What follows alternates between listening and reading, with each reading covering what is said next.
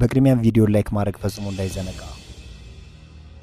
ፊልሙ ሲጀምር ሜትሮበርግ በተባለ ከተማ ትልቅ የሆነ ተወርዋሪ ኮከብ በሰማይ ላይ ያሳየናል።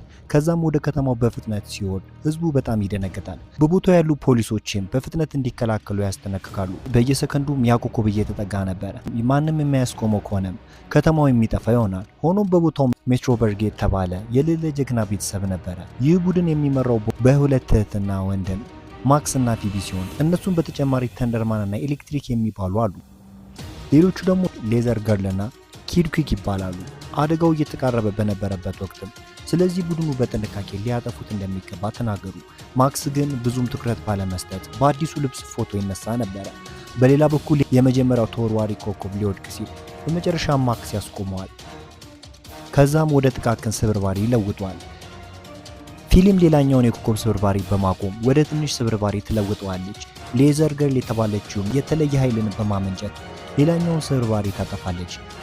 ከዛም የኤሌክትሪክ ኃይል ያላት ሌላኛዋ ሴት ደግሞ አንዱን ስብርባሪ አወደመችው። የመጨረሻውም ስብርባሪ በጣም ትልቅ በመሆኑ ፈጣኑ ሕፃን የተባለው ልጅ ተንደርማን ሌላውን ቦታ እንዲጠብቅ ካደረገ በኋላ ወደ እርሱ ሲመጣም ድምጥማጡን ያጠፋዋል።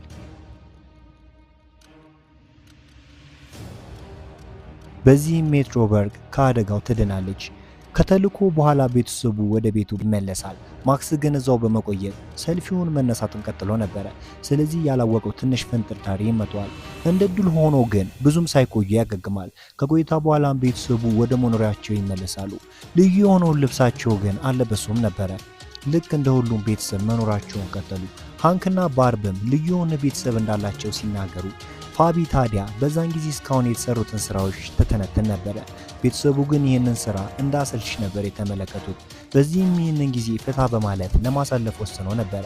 ከትንሽ ጊዜ በኋላ ግን ድሮኑ አንድ ነገር ይጠቁማቸዋል። በሜትሮበርግ አንድ ወንጀል እየተከወነ ነበረ። ፊቢም ታዲያ ልዩ የሆነውን ላብ በመክፈት ካምፓቸውን ትመለከታለች። በዛም ብሉ ፍሌም የተባለ ሰው እየሰረቀ ተመለከቱ። ጊዜ ሳያባክኑም ፊቢ ልታቆመው ትሞክራለች። ሆኖም ቤተሰቦቿ ግን ሌላ ተልዕኮ ለመስራት ፈቃደኛ አልነበሩም ነበረ። ስለዚህ ድሮኑ ሌላ ሰው ለዚህ ተልዕኮ ዝግጁ መሆኑን ሲጠይቁ ሮቦቱን ቪ የተባለ ቡድን እንደተዘጋጀ ያሳውቃቸዋል። ይህ ቡድን ከሮክ ባንድ ጋር የተውጣጣ ሲሆን ፊሊም አላመነቻቸውም ነበረ። ስለዚህ ቤተሰቦቹ ሁኔታውን ሄደው እንዲከታተሉ ትጠይቃቸዋለች። ተንደር ቤቢም የተባለው ሰው ወደ ቦታው ይመራቸዋል። ከቦታውም ሲደርሱ ግን ቡድኑ ለሁለት ተከፍሎ ነበረ። ማክስ መብረሪያውን አድርጎ በመብረር ፊቢን ያግዛታል። በሌላ በኩል ፊቢ ቪላን ፊት ለፊት ልትጋፈጠው ትወስናለች። የሚገርመው ግን ቪ የተባለው ቡድን ከቦታው በመገኘት ሊያግዛቸው ይወስናል። ፊቢ ግን በመቃወም ብቻዋን ጥቃት ትፈጽማለች። እሱም እጅ ባለመስጠት ምላሽ መስጠቱን ቀጠለ። በመቀጠልም ፊቢ ኖራን ጥቃት እንድትፈጽም ጠየቀቻት። ኖራን ያንን ታደርጋለች። ሆኖም የራሷ ኃይል ወደ ራሷ በመመለስ ማክስ ላይ አደጋ ያደርሳል። እሱም አንድ የዶናት ምልክት ካለበት ስፍራ በመጋጨት ከአንድ ቦታ ይወድቃል። በዚህም ሁሉም ውስብስብ ወደ ሆነ ሁነት ይቀየራል። ይህንን ሲመለከቱ የተናቁት የቪ ቡድን አባላት ልዩውን አቅማቸውን በመጠቀም ብሉ ፍሬምን ያጠቁታል። በዚህም ቪላ ይሸነፋል። ተንደርማንም ለመጀመሪያ ጊዜ ሳይሳካለት ቀርቶ ነበረ። ቤተሰቡ ሙሉ በሆነው ነገር ሀፍረት ተሰማው። በድንገትም የከተማው ከንቲባ ወደ እነሱ በመምጣት ከስራቸው እንደተሰናበቱ ታሳውቃቸዋለች። በዚህም ቪ የተባለው ቡድን ተልዕኮውን ከዚህ በኋላ የሚወጣ ይሆናል። ይህንንም ተከትሎ ተንደርማን ከማቆየው በመውጣት ወደ ቆየ ቤት ለመሄድ ወሰነ። ማክስና ፊቢ ግን በዚህ ፈጽሞ ደስተኛ አልነበሩም ነበረ። ቀስ በቀስ ግን የቀረውን ቤተሰብ ቢሆን እንደዚህ አይነት ህይወትን መላመድ ጀመረ። ተስፋ ያልቆረጠው ማክስ ግን ድብቅ ወደ ሆነው ላብ በመሄድ ዶክተር ክሎሶ የተባለውን ጥንቸል ይተዋወቃል። ዶክተር ክሎሶ ግን ይህንን እድል በመጠቀም ሰዎችን ሊረዱ እንደሚገባ ይነግራቸዋል። በነጋታው ቢሊና ኖራ ወደ ትምህርት ቤት ለመጀመሪያ ጊዜ ይሄዳሉ። በዛም ብራድፎርድ የተባለውን ርዕሰ መምህር አገኙት። የአባታቸውን ስም ሲሰማ ማክስ ያደረገውን ነገር ያስታውሳል። ስርዓት የማትይዙ ከሆነ ችግር ውስጥ ትገባላችሁ ይላቸዋል። ከሄደም በኋላ ኖራ ለቢሊ ኃይልሽን በትምህርት ቤት እንድትጠቀም ስትል አስጠነቀቀችው። በትምህርት ቤቱ ውስጥም እንደ ማንኛውም ሰው ድርጊታችን ሊሆን ይገባል ትል ነበር። ሆኖም ተማሪዎቹ በቡድን በመምጣት ኃይላቸውን እንዲያሳዩ ይጠይቋቸዋል። ኖራ መቋቋም አልቻላችም ነበረ። ያላትንም ኃይል በመጠቀም ልታስደንቃቸው ትሞክራለች። በተመሳሳይ ጊዜ ፊሊ ወደ አንድ ቦታ በመሄድ ምርጡ ጓደኞቿን ታገኝና ስራ እንደምትፈልግ ነገረቻት። ቼሪም ተባሏ ሴትም ታዲያ አስተናጋጅ የምትሆኚ ከሆነ ቦታ አለ ስትላት፣ በዚህም ሳታቅማማ ትስማማለች። ኬሪ በመቀጠልም ልብሱን እንድትለብስ ይዛት ወደ ክፍሏ ትሄዳለች። በሌላ በኩል ማክስ ከጓደኞቿ ጋር ወደ ምግብ ቤቱ ይመጣል። ማክስም ለጓደኞቹ አዲስ ስራ እንደጀመረችና ኃይሉንም በመጠቀም ሰዎችን እንደሚያግዝ ይናገራል። ለመጀመሪያ ጊዜም ለስራ የስልክ ጥሪ ሲደርሰው በዛን ጊዜ ጊዲ የተባለው ሰው ይመጣል። ጊዲ ከስራው በመልቀቁ በመናደድ ስልኩንም ወደ አንድ ቦታ ይወረውርበታል። ሜትሮበርግም ከሚገኝ አንድ እስር ቤት ቪላን፣ ክራብ፣ ዳርክ እና ሜሄም ታስረው ያስመለክተናል። ከዛም የቪ ቡድን ወደ ቦታው በመሄድ ሊጎበኛቸው ሲል አንድ እውነታ ታወቀ። የቪ ቡድን የቪላ ልጅ እንደሆኑ፣ የባንክ ዘራፊውም የቅዳቸው አንዱ አካል ሲሆን ዳርክ ሜሄም ሌላ እቅድ ነበረው። የቪላን ወታደርን በመቋቋም ዓለምን መቆጣጠር ነበረ። ስለዚህ ምስጢራዊ የሆነ ቅርጽን ከመቀመጫው ማፈላለግ አለበት። ወደ ሄደን ቪላ ስንመለስ ፊቢ ከስራዋ ወደ ቤቷ በመመለስ ከማክስ ጋር ታወራ ነበረ። ሁለቱም አሁን ባለው ህይወታቸው ደስተኛ አልነበሩ። ስለዚህ ፊቢ በድብቅ የሆነ ስራ ለመስራት ታስባለች። ሆኖም ማንም የሚያውቃቸው ሰው ግን የለም ነበረ። አሁን ታዲያ ሁሉም እንዳከተመ ማሰብ ሲጀምሩ ማክስና ፊቢ ግን እንዲህ በቀላሉ ተስፋ መቁረጥን አልመረጡም ነበረ። ስለዚህ ወደ ዶክተር ክሎሶ ጋር በመሄድ ምክር ይጠይቁታል። ዶክተር ክሎሶም ቪ የተባለው ቡድን የቪላን ቤተሰብ መሆኑን እንደደረሰበት ነገራቸው። ማክስም ይህንን ሲያውቅ ለማረጋገጥ ይወስናል። ሆኖም ፊቢ ግን ቀድማ ታውቅ ነበረ። በትምህርት ቤት ውስጥም ነገሮች ከቁጥጥር ስር ውጭ ሆነው ነበረ። ኖራ ለጓደኞቿ ኃይሏን በማሳየት ለማስደመም ትሞክራለች። ይህንን ሲመለከት ቢል የሚቀላቀላትና ኃይሉን ያሳያቸዋል። በዚህም የሁሉም ሰው ቀልብ ወደ እሱ በመሆኑ ይህ ደግሞ ኖራን ያስቀናትና ወደ ቢሊ እሳቱን ተወረውረዋለች። ሆኖም እያንዳንዱ ጥቃት ይከላከላል። ይህ ጥቃት በድንገት የርዕሰ መምህሩን ጭንቅላት ይመታል። ርዕሰ መምህሩን በመደንገጥ ይሯራት ይጀምራል። በሌላ በኩል የቪ ቡድን ወደ መኖሪያ ይመለሳል። ሚስጥራዊ የሆነውን ግኝት ለመውሰድም ሁሉም ቦታ ቢያፈላልጉም ሊያገኙት ግን አልቻሉም ነበረ። ፊቢም በመስኮቱ አካባቢ ስትመለከት ማክስን ይቀላቀላታል። ሁለቱም ከስፍራው በስተጀርባ ቢደበቁም ሆኖም ዳርክ ሜሄም የሮቦቱን አይን በመጠቀም አይቷቸው ነበር። ቡድኑንም በመላክ ሊይዛቸው ይወስናል። በሌላ በኩል ሃንክና ባርበር እጅግ ውጥንቅጡ ተሞላበት ቀን ነበር ያሳለፉት። ፓይለት የሆነው ጓደኛቸውም እነሱን በመጎብኘት ሄሊኮፕተር በመስጠት አንድ ላይ ይበራሉ። እየበረሩ ባሉበት ታዲያ ክሎይ የተባለችውን ልጃቸውን ይመለከቱ ነበረ። በበረራው ወቅትም ወተት በማዘዝ ልጃቸው ወደ እነርሱ ልታደርስ ስትል እክል ይደርስበታል። ሄሊኮፕተሩን በአግባቡ ባለመስራቱ ከትምህርት ቤት አካባቢ ይወድቃል። ክሎይን ቤተሰቦቿ እንዲሆነው ስትመለከት በጣም ትናደዳለች። የሆነውን ለማስረዳት ቢሞክሩም ባለመቻላቸው ከቦታው ይሄዳሉ። በሌላ በኩል ማክስና ፊቢ ደግሞ እጅግ የባሰ የሚባል ቀን ነበር ያሳለፉት። ምክንያቱም በቪ ቡድን ቁጥጥር ስር ወድቀው ነበረ። ለምን ጀግና መባል እንደፈለጉ ማወቅ ፈልገው ነበረ። በመጨረሻም ግን ዳርክ ሜሄም ሁሉንም ነገር አብራራ። ፓወር ፕላንቱን እንደሚፈልጉ ይናገራል። እንዳገኙትም ጽሑፍ ከሆነ በቤቱ ውስጥ ተደብቋል። ይህ ኃይል ለሁሉም አቅም የሚሰራ ሲሆን ስለዚህም እጅግ ግዙፍ የሆነ ወታደር መገንባትና ዓለምን መቆጣጠር ይፈልጋሉ። እቅዱን ከተናገረ በኋላ ማስፈራራቱን ይጀምራል። እውነታውን የማይነግሩት ከሆነ የማክስን ጸጉር የሚቆርጠው ይሆናል። ማክስ ቢፈራም ፊቢ ግን ከምን አልቆጠረቻቸውም ነበረ። ስለዚህ ምንም ነገር እንደማታውቅ ደጋግማ ትናገራለች። ዳርክ ሜየር ስላላመናቸው ወደ መኖሪያቸው በመውሰድ ይቆልፍባቸዋል። አሁንም መልሱን ማግኘት ይፈልጋሉ። የቪ ቡድን ግን ሲስተሙን በመክፈት ማሰቃየታቸውን ጀመሩ። መጀመሪያ ለመተንፈስ ተቸገሩ። ቀጥሎም ደግሞ መብረቁ በቦታው ያስጨንቃቸው ነበረ። ስለዚህ የማይዘባረቁት ነገር የለም። ለማክስም ይህ ከባድ ስቃይ ሲሆን ይህ ሁሉ ከተፈጠረ በኋላ እህትና ወንድም ወደ ትምህርት ቤት ይመለሳሉ። ቤተሰቦቻቸው ማክስና ፊቢ ባለመኖራቸው ጥያቄ ይጠይቁ ነበረ። ከመፈለጋቸው በፊትም ቤቱ ማስጠንቀቂያ ይሰጣቸዋል። በድንገትም የቪ ቡድን በሩን ከፍቶ ይገባል። ሃንክ ኃይሉን በመጠቀም ተዋጋው። ሆኖም ዳርክ ሜሄም እንዲህ በቀላሉ የሚሸነፍ አልነበረ። ከዛም ቪላን ስለ ፓወር ፕላንቱ ሲጠይቀው ሌሎቹን በአንድ ቃል አነስማማም ይላሉ። ቪላን ግን አላመነም። ከዛም ማክስና ፊቢ ሲሰቃዩ በምስል ያሳያቸዋል። ይህንን ሲመለከት ሃንክ እጅግ በልጁ ሁኔታ ይበሳጫል። ሃንክም ልጁን የሚለቁልክ ከሆነ እውነታውን እነግራቸዋለሁ አላቸው።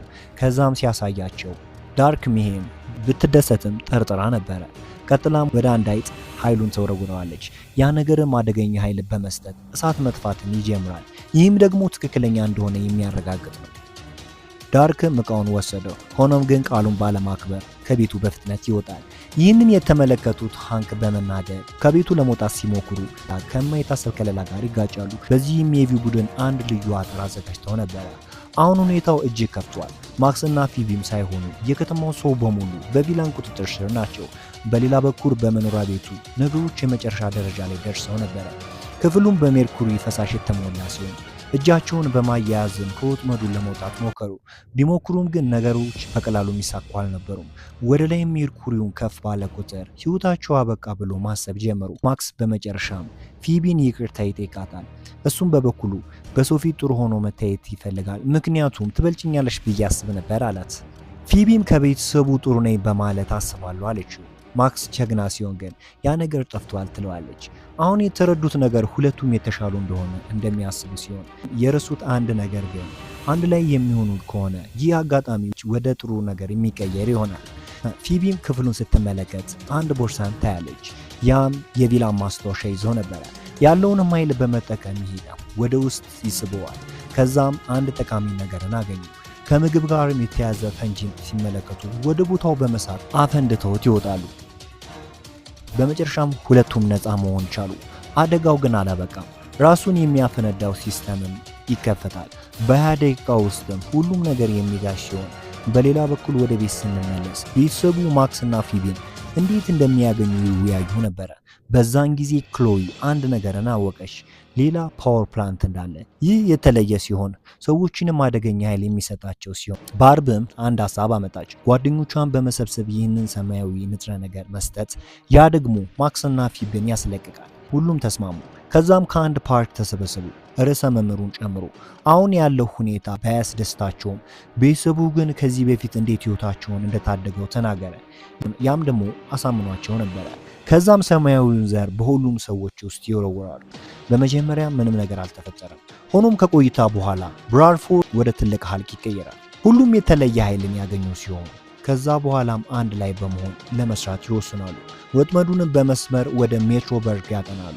በሌላ በኩል ማክስና ፊቢ ዋና መቆጣጠሪያውን አግኝተው ነበር።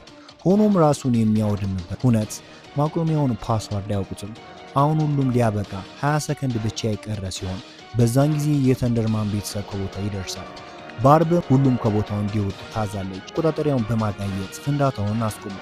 ሃንክ በመቀጠልም ለምን ፊቢና ማክስ እርዳታ እንዳልጠየቁ ይነግራቸዋል። መንትዮቹን በመበሳጨት ይቅርታ ይጠይቃሉ። አሁን ያወቁት ቤተሰቦቻቸውን ማመን እንደነበረባቸው ሲሆን በመጨረሻም ቤተሰቡ አንድ ላይ ሆነ። በአሁን ጊዜም ታዲያ ቪ የተባለው ቡድን ማስቆም ይፈልጋሉ። ቪላን በመቀጠል ያንን ዘር በሁሉም ስፍራ ለማሰራጨት ተሳቢ ነበር። ቡድኑም ጊዜ ሳያባክን ወደ ስፍራው ያቀናል። በተራራማው ቦታም የቪ ቡድን የመጨረሻ እቅዳቸውን ለመፈጸም በዝግጅት ላይ ነበሩ። ግዙፍ የሆነ ድሮንም አዘጋጅተዋል። ያ የሚሆን ከሆነ ሁሉም ወደ ቪላን የሚለወጥ ነው። ይህንን ከማድረጋቸው በፊት ጦርነቱ ይጀመራል። ማክስ ሊያጠቃቸው ቢሞክርም በተደጋጋሚ ጥቃት በመመለስ ሊዋጓት ሞከሩ። ፊቢም ወደ ድርጊቱ በመግባት ከዳርክ ጋር ይጋጫሉ። ተንደርማንም ከድሮ ጠላቱ ጋር መፋለሙን ይቀጥላል። ሆኖም ኪንግ ክሎ በአደገኛ ይመተዋል። ክራብም ጥቃቱ የተለየ ነበር። ኪርኩግም ፍጥነቱን ቢጠቀምም ከኃይላቸው ጋር ግን የሚነጻጸር አልነበረም። ዳርክ ሜይህም ቤተሰቦቹ አበቃላቸው እያለ በራስ መተማመናቸውን ሊያወርድ ይሞክራል። ሆኖም ከቡድኑ አንዷ ፊቢ አደገኛ ምት ለመሰንዘር ከተራራው ጫፍ ተወረውረዋለች። አሁን አንድ በአንድ ቡድኑ ወደ ማሸነፍ ይቃረባል። ሌዘርም ኃይሏን በመጠቀም የኤሌክትሪክ እስር ቤቱን ለመክፈት ትሞክራለች። ነፃ ሲሆንም ውጊያው ይቀጥላል። የተንደር ቡድንም አንድ በአንድ ትቀጠቅጣቸዋለች። ተንደርማንም አደገኛ ምት በመምታት ሁሉንም ያጠቃቸው። ኪንግ ክሎን የጥቃቱ ሰለባ የሆነ ሲሆን ኪርኩግም ከቪላን ተጋጥሞ ነበር። በቀላሉ ማሸነፍ ይችላል። ሆኖም ተስፋ ያልቆረጠው ቪላን ዳግም ሊያጠቃቸው ሲል ፍጥነቱን በመጠቀም ተደበቀበት። በመጨረሻም አንድ ላይ በመሆን ያጠቃሉ። አሁን የቀረው ዳርክ ሜይህም ሲሆን ማክስም ሊያጠቃው ቢሞክርም ፊቢ በመምጣት ያስቆመዋል። ማክስና ፊቢም ኃይላቸውን በመሰብሰብ ያጠቃሉ። በመጨረሻም መንትዮቹ የበረዶ ኃይልን በመጠቀም አደረጉት። ሁሉም አበቃ ባሉበት ጊዜ ዳርክ ሜይህም ቁልፉን ይጫነዋል። ድሮኑንም እንቅስቃሴውን ቀጠለ። ተንደርማንና ኪርኩግ እንኳን ሊደርሱበት አይችሉም ነበር። ተንደር ቤቢ በዛን ጊዜ ሁሉንም ነገር አስቆማለሁ ትላለች። በመጀመሪያ ቤተሰቦቿ አመነቱ። በመጨረሻ ግን ራሷን ማሳየት እንደምትፈልግ ተናገረች። አንድ ላይ ሆኖ ማክስና ፊቢ ተከተሏል። ሶስቱም ወደ ድሮኑ ውስጥ ይገባሉ። ፊቢ ልታቆመው ትሞክራለች። ድሮኑ ግን በጭስ ተሞልቷል። ፊቢም ልትወድቅ ስትል ራሳችሁን አድኑ ትላቸዋለች። ተንደር ቤቢ ግን ከመውደቅ ታደገቻት። ቤተሰባቸው ድሮኑ ሲፈነዳ ቢደነግጡ ተንደር ቤቢ ግን ሁሉንም ይዛ ትመጣለች።